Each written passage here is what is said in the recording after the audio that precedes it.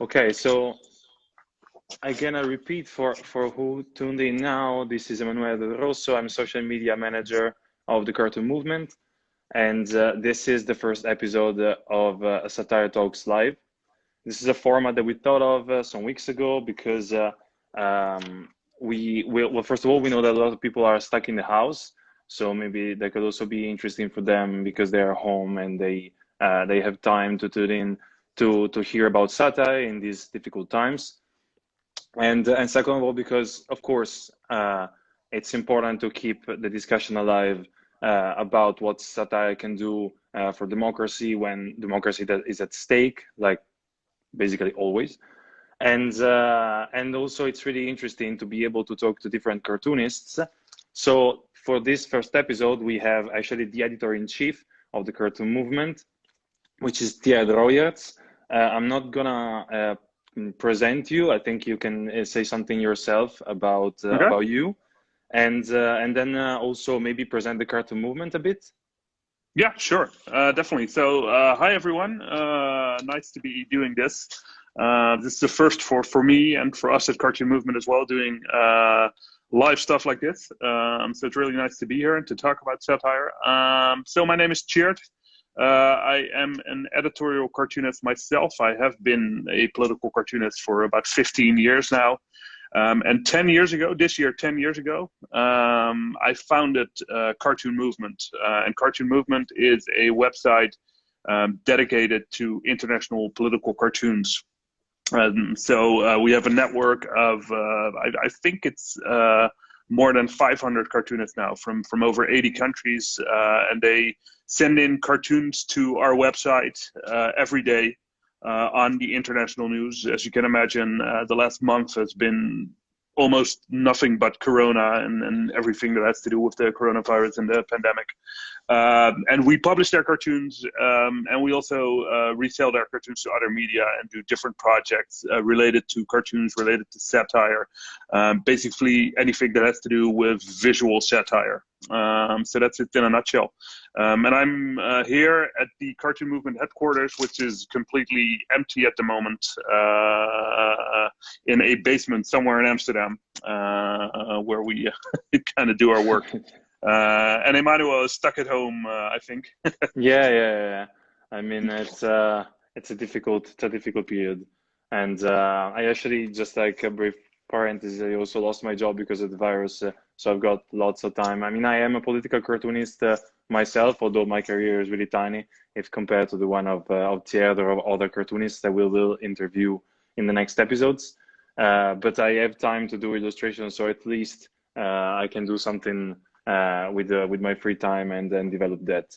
I just want to open another parenthesis. Of course, questions are allowed for whoever wants to ask a question. There's a question mark at the bottom.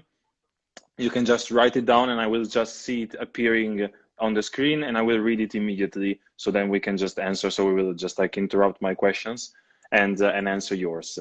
So yeah, but tell me more again about the Cartoon Movement, because I mean, I some days ago I don't remember how I was reading about it, and it's 10 years now, right? That the Cartoon Yes. Movement is on.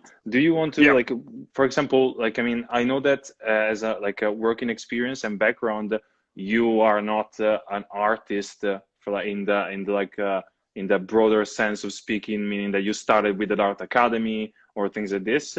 So you had different jobs as well before, and like how did you come up with the idea of the Cartoon Movement, and who was working with you at the beginning, Sure. and why it was Yeah. created?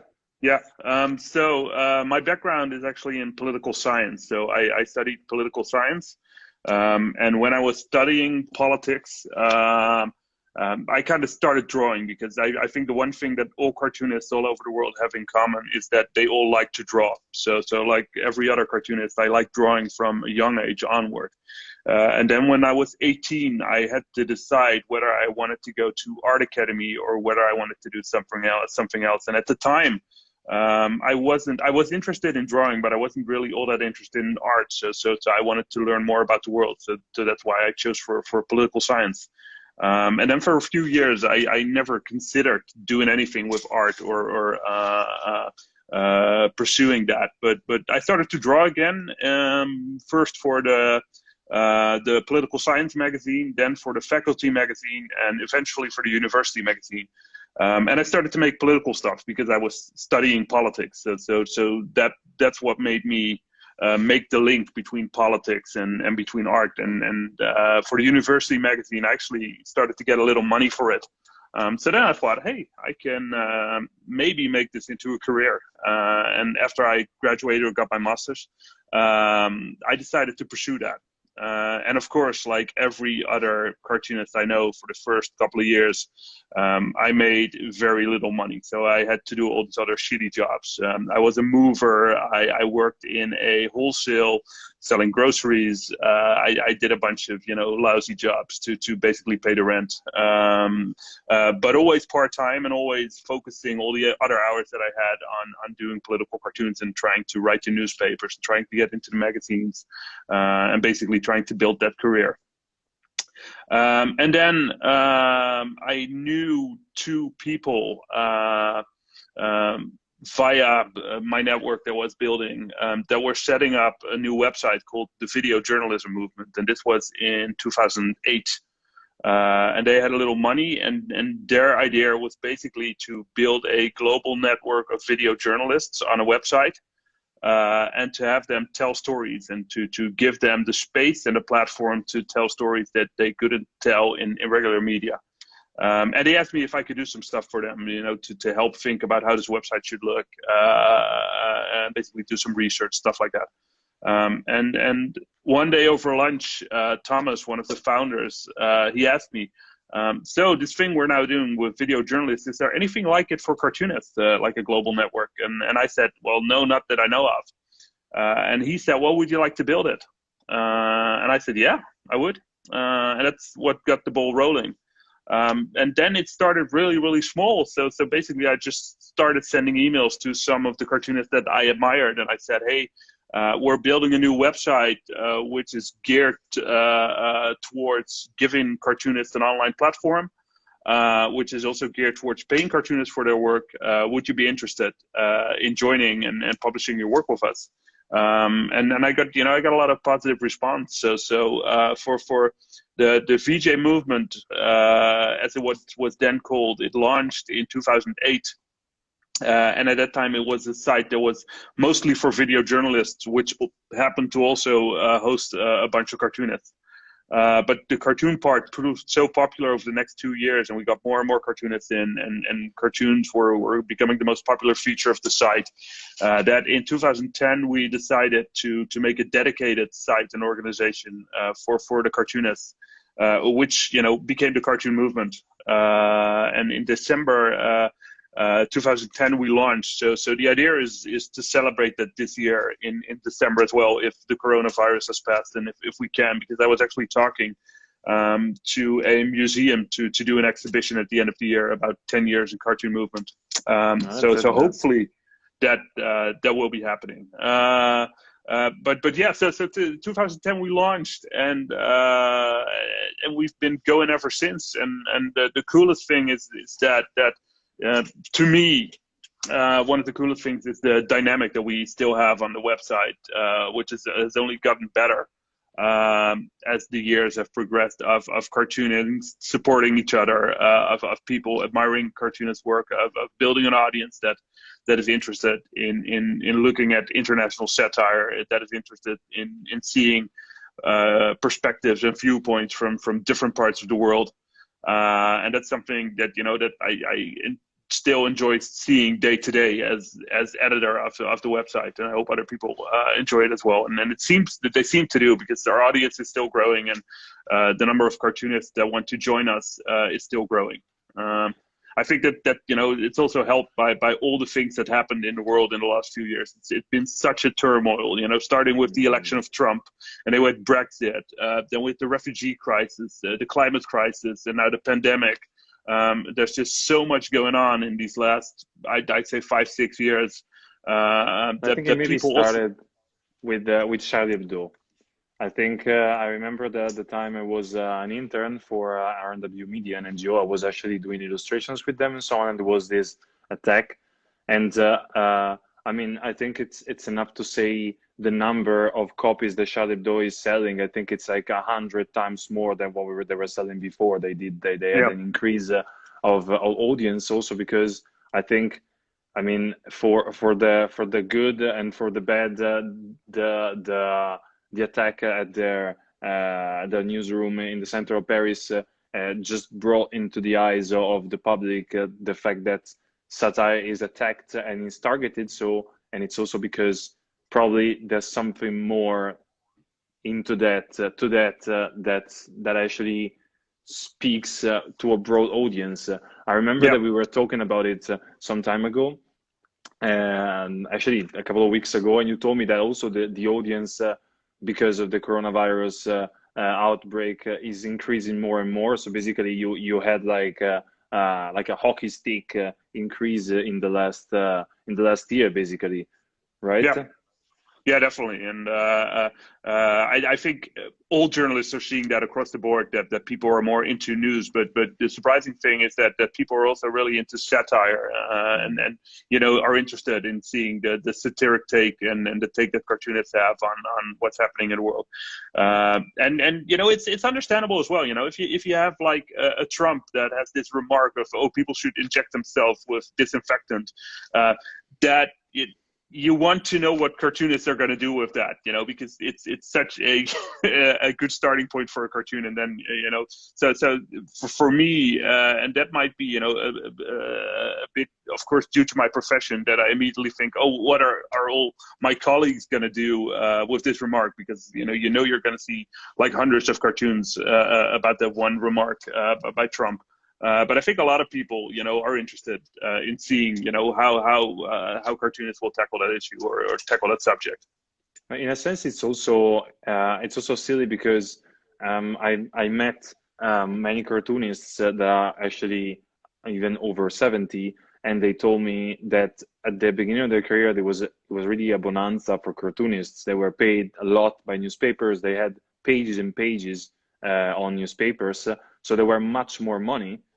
But actually, globalization brought a much larger audience for cartoons, but at the same time, they're also paid much less because Yeah. I do illustrations, but for me, it's really difficult to get them to be paid because, of course, like the web is just like a place in which you can freely publish, so people can just grab your cartoons and things like this. So, Exactly. Yeah. what's your take about it? I'm guessing that one of the missions of the cartoon movement is actually make the cartoonists be paid, because of course you pay the Yeah. cartoonists that you publish on the homepage.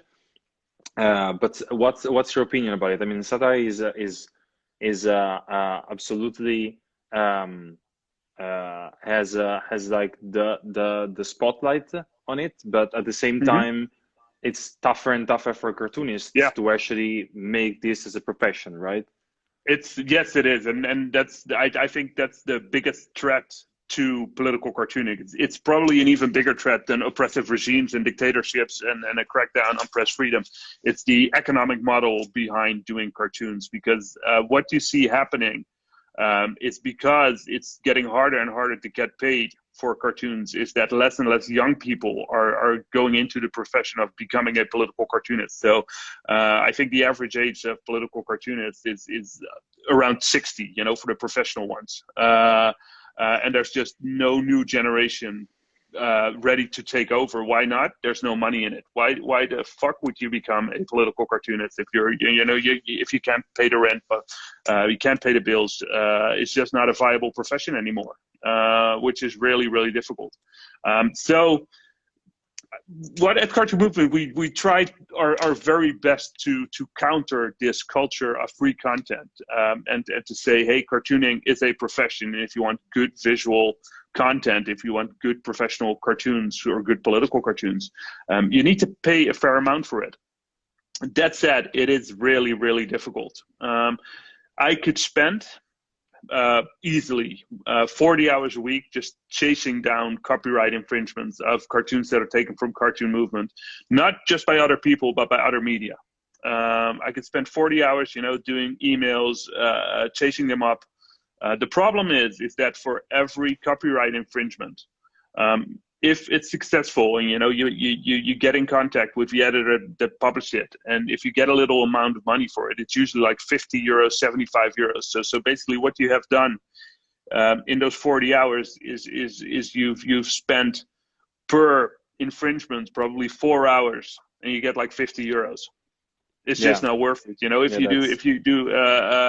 If you calculate it back to an hourly rate, it just doesn't make sense to chase up every copyright infringement. So at Cartoon Movement, what we try to do is we try to go after the big ones. So the big newspapers, the big infringements, and all the other ones. I try to do them when I get around to it. But I also advise cartoonists always, go track them yourselves, because basically we don't have the resources to do it. So it's a very big issue. Also, it's the online culture that needs to change, basically. There's actually a question in the chat, and I'm going to read you because I think it's also connected with what you're saying. So the question is, do you believe political memes are taking over cartoons for the younger generation? In a way, it's also connected, because then that would mean that everybody can do satire, which is actually true to me, honestly. So you can express yourself, and with a political meme, you can just do satire. But do you believe that there's a conflict in between the two things? I don't think there's necessarily conflict. There has been a lot of discussion over the last 2-3 years about memes and about how they relate to political cartoons. First of all, there's not that many political memes. If you look at the wider landscape of memes and the total amount of memes that are being made, the political memes that would be akin to political cartoons is actually a very tiny segment of those. And I think those can exist alongside political cartooning fine. That's no problem. And as you say, it's a good democratization of the art as well, in the sense that everybody can do satire.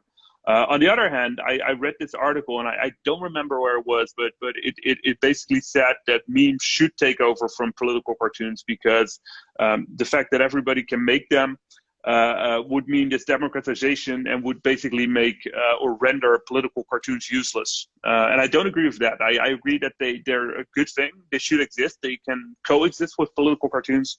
I don't think they should take over, or they can take over, basically, and basically for two reasons. I think the artistic quality of political cartoons have an added value.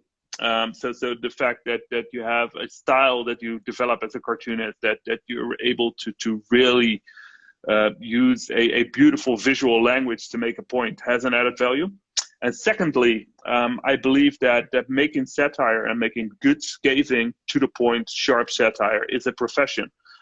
Basically saying that memes and political memes are the same as political cartoons, and therefore we don't need political cartoonists, is basically saying that anybody can be a stand-up comedian. And that we don't need stand-up comedians anymore. We just need a soapbox in the street, and everybody can jump on and make jokes, and that's fine. So to say that they take over and that they replace political cartoons is, for me, to negate the fact that political cartooning is a profession. But so what? I mean, it's a difficult question, I understand, but like, what makes a good political cartoon to you? Well, I think it's very subjective, because satire, in a sense, it's subjective, because what I find funny and good, you might find tasteless, offensive, or really bland. So to me, a good political cartoon, and why I got into political cartooning, is a strong visual. It's a visual that you can understand in just a couple of seconds. And I actually prepared a couple of things, because I knew we were going to have this chat. So yeah. Some of my inspiration of why I got into political cartooning, for instance, is, and let me see if it's stuff like this. These are cartoons from the First World War. So the really graphic, visual stuff, where basically you don't need any text to make your point. And the cartoons that I still admire are the ones where cartoonists can, and this one is by O'Neill, for instance. It's from the refugee crisis from a couple of years ago. Stuff like this, where style and message combine to make a really strong visual that has a very strong impact, that can be understood in a couple of seconds, and that says something about the world around us, and basically showcases or puts on the agenda an urgent problem that we're facing and that we need to solve. But I wanted to also get back to another thing you said before, just to close, to tie in the discussion about the professionalization of the political cartoons. Just because I think there's one point that's really important not to forget, which is that if a cartoonist is not considered a cartoonist, then there's no protection for that person, which means that basically, well, I mean, I know that you are also campaigning for cartoons to be considered journalism, for editorial cartoons to be considered journalism, and I think it's also fits in this discussion, because having a union and being represented would also mean being protected, because I think we are well, we thought maybe we were, but we assume we are on the safe side of political cartooning, because we live in democracies and we are at the center of Europe. But I mean, we both know cartoonists that were in jail or were threatened or were actually subject to violence. And I mean, not being considered a cartoonist or not being considered a journalist can also be a problem on that side, right? Definitely, and what you see with a lot of cartoonists who've gotten into trouble in the last 10 or 20 years is usually that they were very vulnerable because they weren't part of any professional organization or any journalist association. So the ironic thing is that often cartoonists are one of the first people that are threatened in a newspaper, basically because they have a very strong visual message. It's very easy to be understood. It's very powerful because, well, when you read a newspaper, you can choose not to read a certain column or a certain article, but you cannot ignore the cartoon. You know, once you've seen it, you've read it. And if people find it offensive, it's one of the first things they'll go after is the cartoonist. And what you see when cartoonists get into trouble, it's often that cartoonists do not work where the newspaper is, so they work from home. So they're not that tied in to the other editors, the other journalists. So that makes them more vulnerable. And then they're also not part of any professional association where the journalists are part of. So they don't have any protection that association or organization would offer. So they're the first to be caught or the first to get into trouble in a lot of cases, and they're least protected at the same time. So that's really something that I feel needs to change. And there's a couple of countries where it's different. For instance, in Denmark, cartoonists have been a part of the Journalistic Association for decades. And they're automatically issued a press card. They're regarded as journalists, which means they get the same protection, same reputation, same rights. And I think that's really, really important for the protection of cartoonists, because basically what it means is that when you do get into trouble, you have an organization that backs you up, that can give shed a light on your work with government, with police protection, all these very important things you need when you get a death threat or when your family is threatened or stuff like that. Yeah, sorry, my connection No, is a that's bit right. unstable. Okay, yeah, but I also remember. I mean, you're right, and I agree with you. And there's also another side, which is that the cable, which is that the cartoonists are actually less, how do you say, like more vulnerable also on the side of the newspaper. I mean, I remember just one example, which is now in the field really famous, of the New York Times deciding to stop publishing cartoons in its international edition after one government basically just criticized heavily the cartoon that was published, and basically they just got them to eradicate the problem at the root and decide to just drop the cartoons. I mean, would have they dropped an editorial, like a written editorial? No, probably not. That's right? the weird thing. That's the ridiculous thing. It's that they have a ton of columnists, and if they were to be consequent in their behavior and say, hey, we don't want any opinions in our newspaper, they just scrap the entire opinion section of the newspaper and just bring hard news. So it made no sense at all And you're right that the cartoonist tends to be the rather vulnerable position at the newspaper, and that's and I'm not sure if this is true, but I always feel intuitively it's kind of because there's this divide between word people and image people, and editors that you work with are mostly word people. And I feel they have the feeling that they can control editorial content like columns more, because basically they can say, hey, can you rewrite this, or can you edit this a little bit? And cartoons cannot be edited. Cartoons are a strong message, and if you're going to nuance it, it's not a good cartoon anymore. So basically, as an editor, you're kind of forced to go along with whatever the cartoonist is making. Yeah. And strong messages elicit strong responses.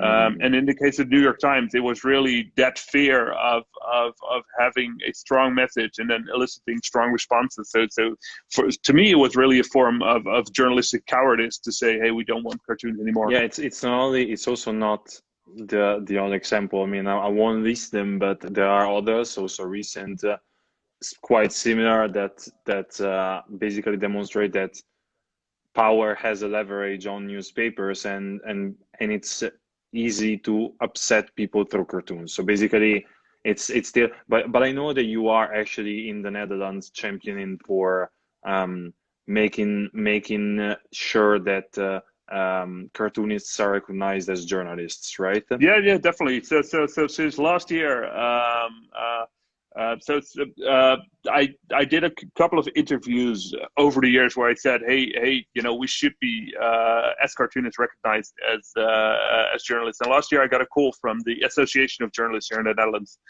basically saying, hey, yeah, we want to recognize you.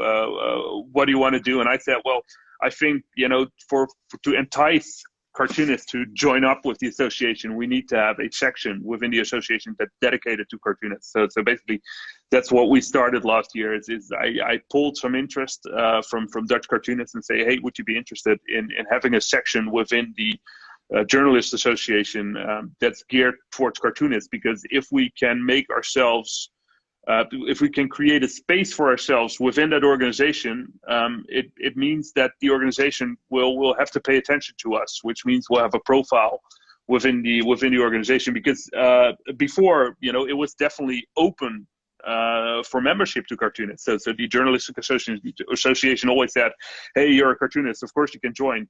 But the problem was that the Journalistic Association did nothing for us cartoonists. So there was nothing about cartoons on their website. There was nothing in their campaigns about cartoonists. So it basically made no sense for us as cartoonists to join. So that's now what we're trying to change. So we set up a section for cartoonists, for political cartoonists, or we're calling it journalistic drawers, because basically we want anyone who's drawing and does that for a newspaper or another media outlet to be able to join. And we created a dedicated group for it within the association. And I think we're approaching 50 members now, something like that. And I have been busy, so I need to pay more attention, or dedicate more of my time to it. But the idea is to give cartoonists a voice in the campaigns that are being, for instance, they have a campaign running for photographers, how they should get a decent price for their work, how their copyright should be protected. That's something, that cartoonists, that goes for cartoonists as well. So we could definitely join a campaign like that. I'm always also looking into, setting up specific events and organize different things that are, especially interesting to cartoonists. Also with an eye of getting some more young cartoonists to join. So for instance, this is not going to happen now due to the coronavirus crisis, but hopefully after the pandemic, basically set up an evening for cartoonists and editors and get them to talk. Because as you remember, just a few minutes ago, I talked about, the difference between word people and visual people. And it to me, it would be such a good idea to get cartoonists in a room, get hopefully some young aspiring cartoonists in a room, and then combine them with editors-in-chief and opinion editors, and basically have them talking, ask the editors, hey guys, what are you looking for? What are you looking for in cartoons? In cartoons, are you open to running cartoons, running more cartoons? And then also having cartoonists explain their profession, explaining why they do what they do, what the added value of cartoons is, and basically bring them a little bit closer together. Because ever since we invented email and invented, digital drawing, I go to my newspaper. I come there like once a year, maybe. And other cartoonists as well. So it's good to make those ties between media outlets and cartoonists who work for them, who want to work for them stronger. So stuff like that is it's also part of making cartoonists or making the profession more integrated within the landscape of journalism. But what about instead the other side of the scope, which is bringing the people near the cartoonists? So for the same reasoning that you were applying now, maybe it will be also interesting to have cartoonists. I'm thinking, for example, of there's an event by Pers and Print, which is called Ink Spot Battle, which is basically a battle of cartoonists that, of course, was cancelled because of the virus. But now it's going to be online. But it was, I mean, I would have been participating because for me it was really interesting for the people to see how a cartoonist is actually working and how a cartoon is produced, and also what's the process behind. So do you think that there is also a way for bringing the cartoons nearer to the people in terms of like bringing them to the squares, aside from the exhibitions, but I mean also with activities? Yeah, I think the one challenge that always faces us here in the Netherlands is that, for instance, in France, you have loads of these kinds of activities. And that's because the tradition of cartooning in France is really geared towards drawing fast. And that means that 70-80% of the cartoonists who work in France are also really, really good at drawing live and making cartoons on the spot. The challenge for Dutch cartoonists is that we're not. So every year when such a battle is organized, it's very tough to find cartoonists to participate, because most of the cartoonists are like, I don't want to draw live. That's not my thing. So that's a challenge to be overcome, because I do totally agree that doing stuff like this is important. I would personally, ideally, I would like to see stuff like this. So the live drawing and the sketch battles. I'd like to see it combined with a more serious topic. So also do a roundtable where you talk about satire, talk about censorship, talk about the issues facing cartoonists. Because the problem with doing stuff like this is really fun, but it runs the risk of portraying cartoonists as like people who can do a trick, people who are merely entertainers. And I always want to get the message across whenever we do a cartoon related activity, is that cartooning is a skill and it's fun. It's we can do something, we can make something. It's definitely fun to watch us make something, but it's also a serious profession, and it's also there's something more behind it than just being able to draw funny pictures. Of course. But yeah, definitely, I think it adds huge added value to do stuff like that, to shed more light in the profession. And I'm just gonna go back to the well, actually, let me open two parentheses before. So I wanted to answer a comment that I saw before.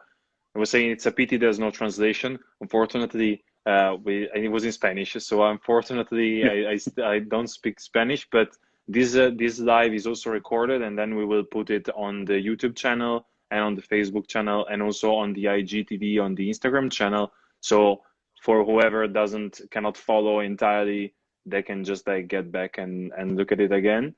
And the second thing, of course, it's open for questions. So whoever has a question can just like ask it, and I will just see it appearing at the bottom of the screen. But going on with what I wanted to ask you.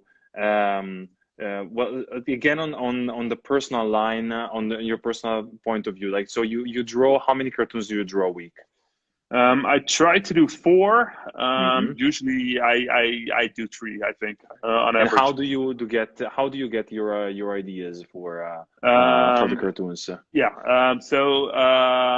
I wake up and I go online and I watch the news basically to see what's happened during the day. And then the one tip I always give my students when I do workshops or I teach art school, and I talk about political cartoons, and I say, hey, if you want to make a political cartoon yourself, it's basically you find the piece of news that you get most upset about. Because it's my personal philosophy that the thing that makes you most angry will be the best cartoon, because that's the thing that gets you wired up. That's the thing where you think, hey, people should think about this. Hey, people should really change this. This is something that needs to be put on the agenda. So that kind of determines my subject. Or you don't And get then suggestions from your editors, for example? no, I'm completely free, Okay. and it's also, and I also want to be, So I'll do illustrative stuff sometimes, Mm-hmm. where I'll get a subject. But for my newspaper cartoon and the syndicated stuff, that's all me. And that's to me, that's also the beauty of the art. It's completely. It's my opinion. It's my subject. It's my take. It's what I consider to be important. So that's also part of the joy of cartooning for me. So I wouldn't like to be told what subject I should draw about.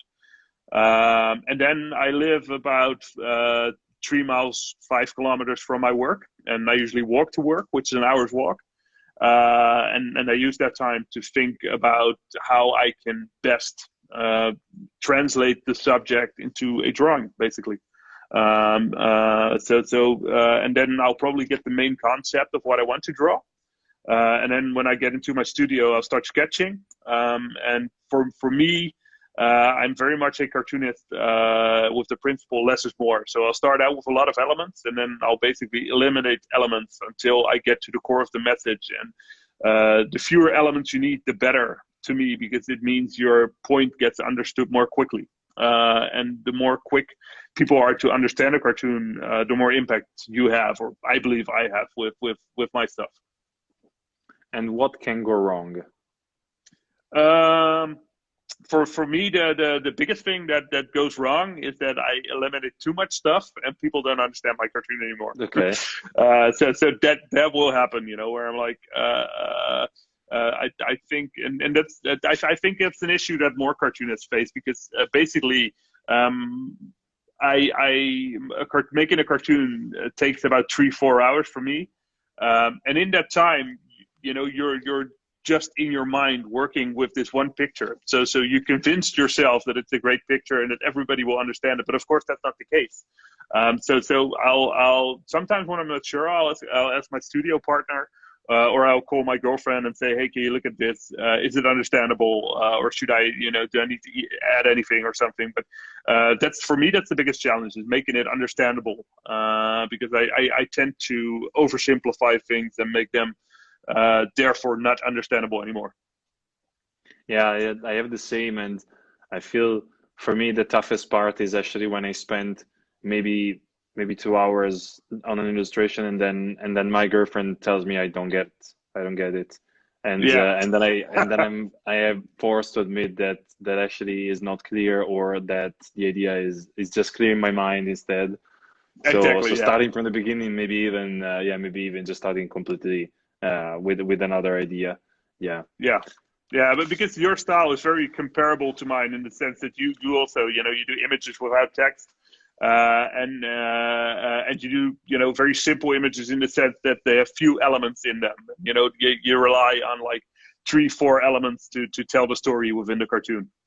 Yeah, to say that I worked hard, I totally agree with you about the simplification, meaning that I really worked hard to try and get rid of the noise around the concept, sticking to the rule that 2-3 elements are the maximum, and then if it's not clear with those, it will not be clear if I add more stuff.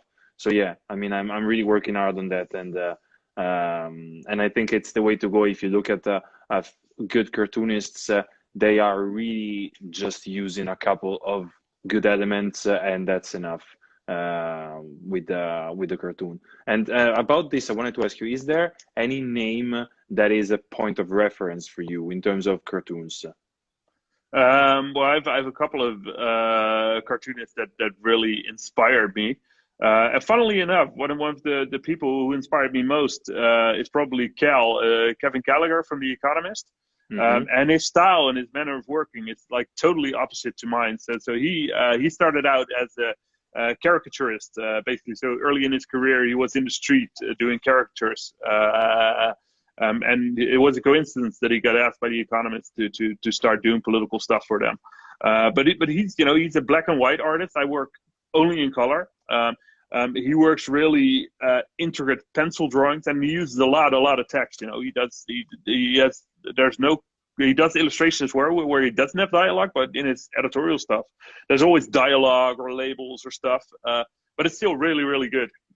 So that also goes to show you that political cartooning, my style or our approach to cartooning, is not the only approach. You can also use text and use it really well. But there's a skill to that. And I'm sidetracking a little bit, but because for me, when I do a cartoon now, and I have to include text because sometimes I'll have to, just for the point that I'm trying to make, I really need to include either a speech bubble or some form of text. I struggle with it because I do so much textless cartoons. I really struggle with finding, the right balance in dialogue and the right amount of text and then what should it say. So if I do a text cartoon, I'll like doubt myself for an hour or so on what to include and what should I say and what text should there be. So that's also a skill unto itself. And so that one was, I think, someone who really got me into cartooning. And I think in general, for some reason, before I started Cartoon Movement, I was always really impressed with American editorial cartoonists for some reason. And I still am to a certain degree. But Cartoon Movement really taught me getting in touch with all these international cartoonists, from different parts of the world, more about different traditions of cartooning and different ways of doing cartoons. And I think the cartoonists that I admire most now are the ones who are really able to combine style and message. So to get this balance right between being able to draw really well, but also being able to be really on point with a message, and combine those two where the style like really reinforces the message. So it's not just oh, it's beautifully drawn, but oh, it's like the whole package is really good.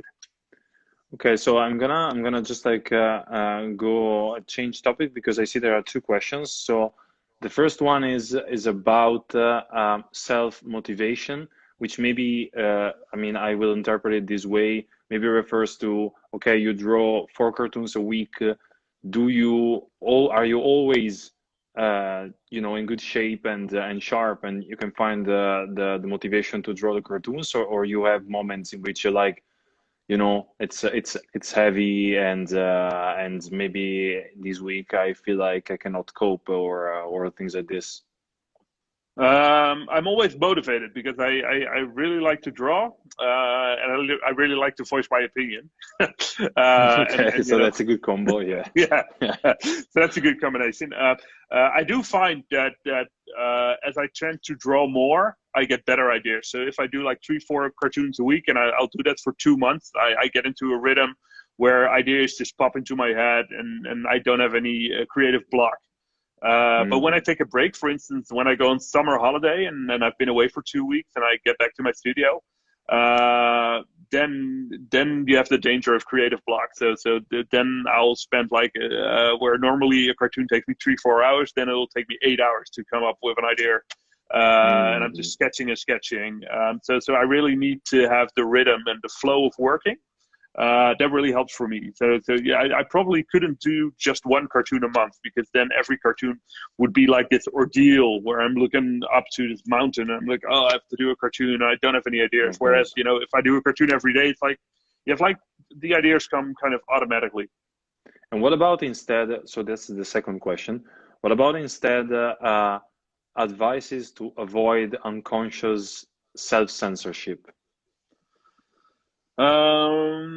It's self-censorship is part and parcel to a cartoonist. It's like it's a part of our profession, because our cartoons are for an audience, and at least to me, it's when I draw a cartoon, I'm always thinking, and I'm always consciously thinking about how will the audience respond to my image, because basically I'm visualizing an opinion, and I'm trying to get a certain response from the audience. So I want to make them laugh, or I want to make them angry, or I want to shock them.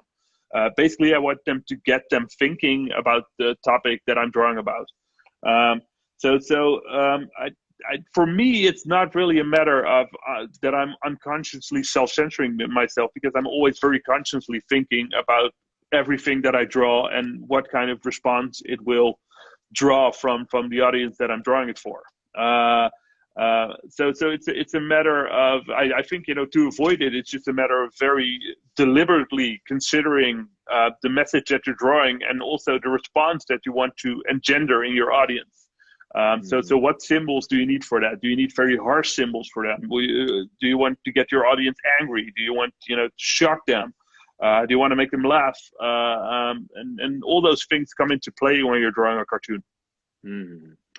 So, and there's also another question, which is what do you think is the difference in between cartoons and illustrations? Because, for example, I actually call political cartoons illustrations many times. We have one thing in Italy that actually there's many ways, of course, to say cartoon, and one of the ways, which is vignetta, is actually kind of diminishing the concept. And I mean, I've seen editorial cartoons that are for me like works of art. Yeah. Although I think there is a difference in between art and political cartoons. So what's your opinion about it? The distinction or the difference between illustration and cartoons, to me, is that cartoons are autonomous. So illustrations are usually in support of an article. So as an illustrator, you'll have an article, whether it is a newspaper or your book illustrator or whatever, but you're illustrating a story that someone else has written. As a cartoonist, you're telling the story yourself. So the cartoon stands alone and tells its story independently. It's a story unto its own. And that's also one of the main reasons why I do consider cartoonists to be journalists, because a good political cartoon is an independent piece of editorial. You don't need any text with it. That's the beauty of it. It tells the whole story on its own. And an illustration, to me, is always in support of something else. And what do you think, where do you think is the limit? I mean, for example, let's take Charlie Hebdo. I think my opinion on it is that it is really important as a publication, and pushing the limit is part of the game. But where is the limit? To me, there is no limit. I'm a very pretty much absolutist when it comes to free speech. So let me nuance and explain that, though. So first of all, I totally agree with you. Charlie Hebdo should be there, and they have a right to exist. Would I personally draw for Charlie Hebdo? Probably not, because and probably they wouldn't want me, because my work is too nuanced and not harsh enough, probably for them. But it's also not the type of cartoons that I want to make. It's not my type of satire that I want to do. But it does have a right to exist. So I have personal limits to what I want to do with my satire. I have boundaries that I set for myself for my work. But should those boundaries apply in general? No. And to me, it's because I think that in a healthy society, in a democratic society with a good public debate, if you pose an extreme idea that will offend people, that will cross some boundaries, you should rely on the public debate to correct that. So for every really extremist idea, there should be enough moderate ideas to counter it. And once you say, hey, we're going to have harsh boundaries and we're going to have a judge decide what's possible and what's not, I think that's problematic, because there's no such thing as black and white in public discussions. So basically, you're asking a judge to be the judge of grayscales and of gray areas. And I think that's really scary, because it puts a judge in a very uncomfortable position of becoming in danger of letting politics or letting his personal views or personal preferences come into play. I think it's really, really difficult to put legal boundaries on freedom of speech. That's my personal opinion. Here in Holland, we do have some boundaries. For instance, you cannot incite hate or spread hate. But as I said, it's very, very much grayscales, which to me is.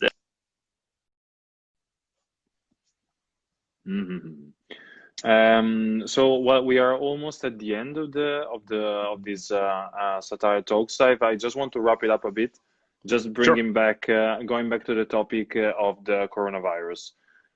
So I mean, for myself, and I think for pretty much like everyone in the world, this is a unseen situation. So we are stuck in the house. I read a lot of news. I'm reading much more news now.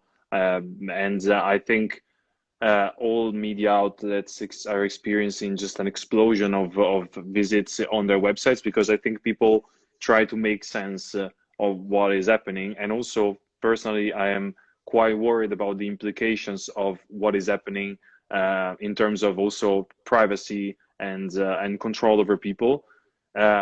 We said at the beginning of this live streaming that also the cartoon movement is experiencing an increase in traffic. What is your opinion? Do you think what do you think is the role of political cartoons in making sense of what is happening?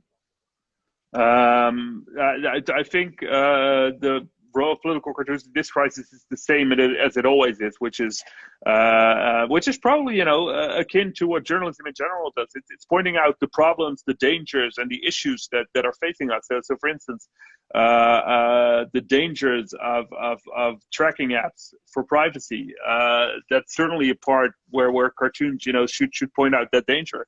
The danger of Orban in Hungary using the crisis as a excuse to strengthen his grip on power, as a lot of the more despotic leaders around the world are trying to do now. That's something that cartoonists should respond to, and they should point out that this crisis should in no way harm democracy in the long run. And then that's, to me, the most important role of journalism, of media in general, is to safeguard democracy and to be a check on power. And I think within the media landscape, cartoonists are probably one of the most important people who also do that, who contribute to that role of journalism. So to control power and to safeguard our freedom and the liberties that we have, and that means in a crisis such as this is pointing out the dangers of governments either infringing on privacy, taking too much power for themselves, stuff like that. And on the other hand, also pointing out the good things and the heroics. We have one Iranian cartoonist who's been doing this series on cartoon movement of basically celebrating the work that healthcare workers do, and really paying tribute to that. Which is immensely popular also on our personal social media channels. And I think that's also great. But, that's also a role of cartooning. So it's very varied, but again, it boils down to the power that cartoons have to basically visually tell a message and tell it in a very impactful way. Yeah. Okay, so I'm gonna ask the people that are following us if there's any other question, because in a few minutes we will end this live streaming. In the meantime, I'm just reminding that this conversation is recorded, of course. It is the first episode of the Satire Live Talks. We have other cartoonists from other areas of the world that will talk to us in the next weeks, in 2 weeks. So it's every other Saturday or every other week anyway. And I think it's been really interesting for me. I mean, as I said, I'm also doing editorial cartoons, but this is really the moment to spend time talking about it. And my hope is just that the situation the website like editorial cartoons, like the cartoon movement or other editorial cartoonists website will just like thrive and expand their audience, because the big potential editorial cartoons has is to be cross-cultural, and they just don't know any boundaries because of how they're made. So yeah, I'm really thank you for this conversation. Again, Ted Royards, editorial editor-in-chief of the Cartoon Movement. So like the first episode, of course, we wanted to start in-house. It was also something that we wanted to try out. I think it Exactly. went really well. It was a really interesting conversation. So I see there are no other questions. Again, you can find this episode recorded. We will post it on the social media of the Cartoon Movement. If you have any other question after, you can just comment under the live streaming, and we will see you in a couple of weeks. Thanks so much, everyone. It was lovely talking to you, Emma, and really nice conversation. Thank you. Ciao, guys. Cool. Ciao. Enjoy your weekend. Ciao, ciao.